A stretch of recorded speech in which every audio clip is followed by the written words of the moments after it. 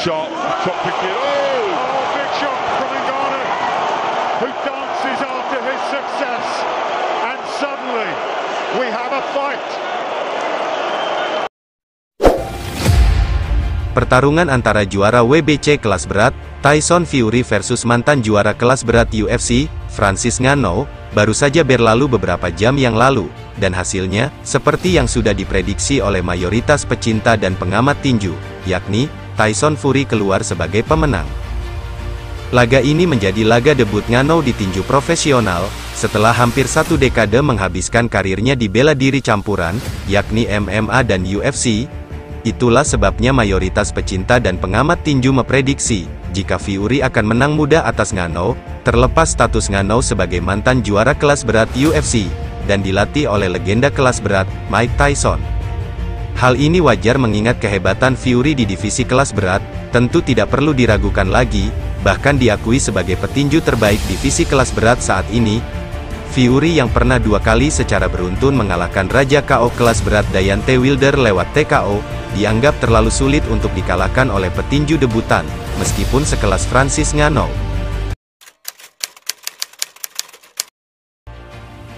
Di awal laga, Fury mendominasi pertarungan, namun memasuki ronde kedua, Ngannou mulai mengimbangi perlawanan Fury. Di ronde ketiga, Ngannou berhasil menjatuhkan Fury.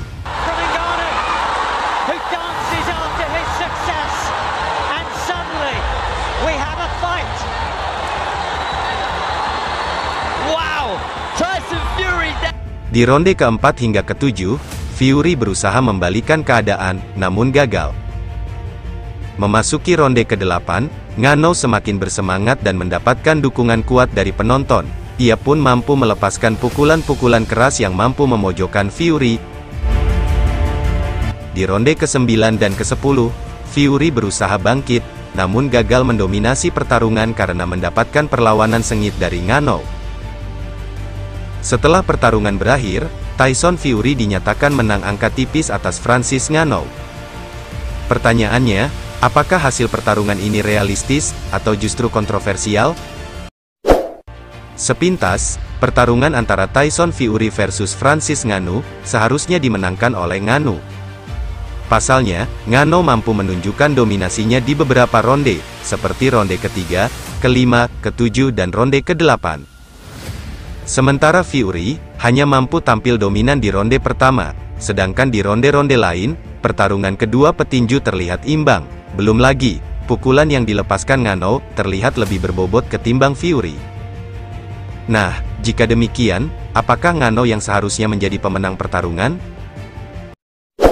Jika kita menyaksikan secara lengkap, pertarungan antara Fury versus Ngannou, mulai dari awal hingga akhir pertarungan, kita tentu harus setuju dengan keputusan juri, yang memenangkan Tyson Fury. Fury, memang hanya mampu tampil dominan di ronde awal, namun di ronde-ronde lain, ia mampu melepaskan beberapa pukulan yang tepat sasaran dan menghasilkan poin. Terlepas pukulan yang dilepaskan Fury tersebut, hanya pukulan ringan dan kalah bobot dibanding pukulan Ngannou. Alhasil, jika dilihat dari hitung-hitungan angka, Ngannou hanya menguasai 4 ronde, sementara 6 ronde lainnya, dikuasai oleh Tyson Fury. Dan bahkan, jika Fury tidak ditumbangkan oleh Ngannou di ronde ketiga, mungkin saja hasil pertarungan ini, akan dimenangkan lewat kemenangan angka mutlak oleh Tyson Fury. Inilah bukti kecerdasan seorang Tyson Fury, di mana dalam keadaan sesulit apapun, ia masih mampu melakukan langkah-langkah taktis dan sederhana, untuk memenangkan pertarungan. Namun terlepas dari hasil pertarungan ini, Ngannou tetap pantas untuk berbangga diri. Pasalnya, ia memulai debutnya di tinju profesional dengan performa gemilang, dan membungkam keraguan para pengamat dan pecinta tinju atas kemampuannya.